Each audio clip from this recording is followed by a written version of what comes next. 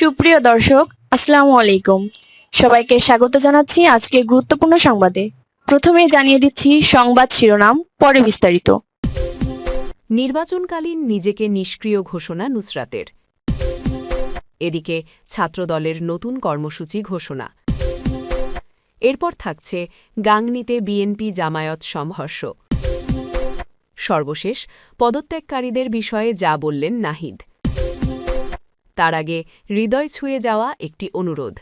যদি হাদি নামটি আপনার বিবেককে নাড়া দেয়, যদি প্রকাশ্য দিবালকে গুলিবিদ্ধ হওয়ার সেই মুহূর্ত আপনাকে প্রশ্ন করতে বাধ্য করে, তবে আজ একটু সময় দিন। কমেন্টে শুধু লিখুন, হাদির ওপর হামলার বিচার চাই। আর যদি আপনি চান সত্যটা চাপা না পড়ুক, যদি চান আমরা ভয় ছাড়াই এসব খবর আপনাদের কাছে পৌঁছে দিতে পারি, তাহলে এক্ষুনি চ্যানেলটি সাবস্ক্রাইব করুন। সাবস্ক্রাইব মানে শুধু একটি বাটন চাপা নয়, এটি অন্যায়ের বিরুদ্ধে সত্যের পাশে দাঁড়ানোর অঙ্গীকার। চলুন নীরব না থেকে বিস্তারিত জেনে নিই। নির্বাচনকালীন নিজেকে নিষ্ক্রিয় ঘোষণা নুসরাতের। আসন্ন ত্রয়োদশ জাতীয় সংসদ নির্বাচনে জাতীয় নাগরিক পার্টির এনসিপির সব কার্যক্রমে নিষ্ক্রিয় থাকার ঘোষণা দিয়েছেন দলটির যুগ্ম আয়ুক্ত নুসরাত তাবাসসুম। রবিবার ২৮ ডিসেম্বর রাত ১০টার দিকে নিজের ফেসবুক পেজে এ সিদ্ধান্তের কথা জানান তিনি। ফেসবুক পোস্টে নুসরাত লিখেছেন, আমি খুব সংক্ষেপে কিছু বিষয় জানাতে চাই। এনসিপি তার জন্মলগ্নে আমাদের স্বপ্ন দেখিয়েছে গণতন্ত্রের সুষম চর্চা, নয়া বন্দোবস্ত, মধ্যপন্থা, অন্তর্ভুক্তিমূলক সমাজ ব্যবস্থা, সভ্যতাকেন্দ্রিক সাম্রাজ্য সম্প্রসারণ এবং সর্বোপরি বাংলাদেশ পন্থা নিয়ে। এই প্রতিটা শব্দ আমি আমার মননে, মগজে এবং যাপনে ধারণ করি। এই শব্দগুলো আমার রাজনৈতিক স্বপ্ন। তিনি লেখেন, এনসিপির ঘোষণাপত্র থেকে শুরু করে এর সবগুলো লিটারেচার এ বক্তব্য ধারণ করে। এনসিপি গঠনের সময় এটি ঠিক তাই ছিল যা আমি চেয়েছিলাম।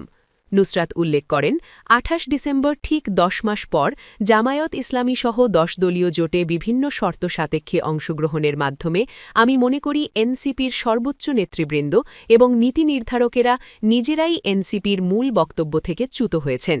বিশেষ করে বিভিন্ন সময়ে আয়ুক্ত নাহিদ ইসলাম থেকে শুরু করে বিভিন্ন গুরুত্বপূর্ণ দায়িত্বশীলদের আমরা ৩০০ আসনে প্রার্থী প্রদান করার ঘোষণা দিতে শুনেছি।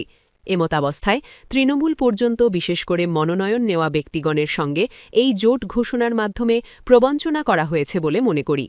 এ সমস্ত ঘটনাবলীর প্রেক্ষিতে আমি নুসরাত তাবাসসুম, যুগ্ম আয়ুক্ত, জাতীয় নাগরিক পার্টি, নিজেকে প্রাথমিকভাবে নির্বাচনকালীন সময়ে পার্টির সব কার্যক্রম থেকে নিষ্ক্রিয় করছি এবং অবস্থা পুনর্বিবেচনাক্রমে যে কোনো চূড়ান্ত সিদ্ধান্ত নেওয়ার ঘোষণা করছি।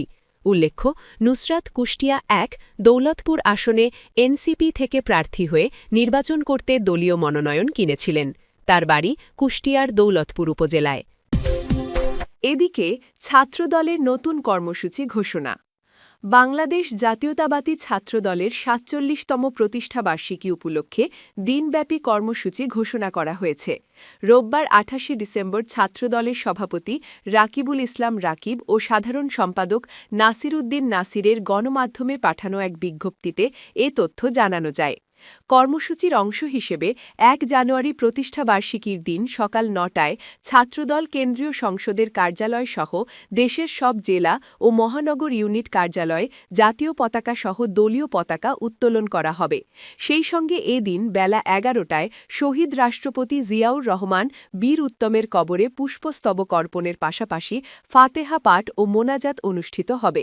একই দিন দুপুর ১২টার দিকে রাজধানীর নয়াপল্টনে বিএনপির কেন্দ্রীয় কার্যালয়ের সামনে রক্তদান কর্মসূচির আয়োজন করা হবে। পরবর্তীতে দুপুর ২টার দিকে রাজধানীর কৃষিবিদ ইনস্টিটিউশন, বাংলাদেশে কেআইবি ফার্ম গেটে প্রতিষ্ঠাবার্ষিকী উপলক্ষে আলোচনা সভা অনুষ্ঠিত হবে।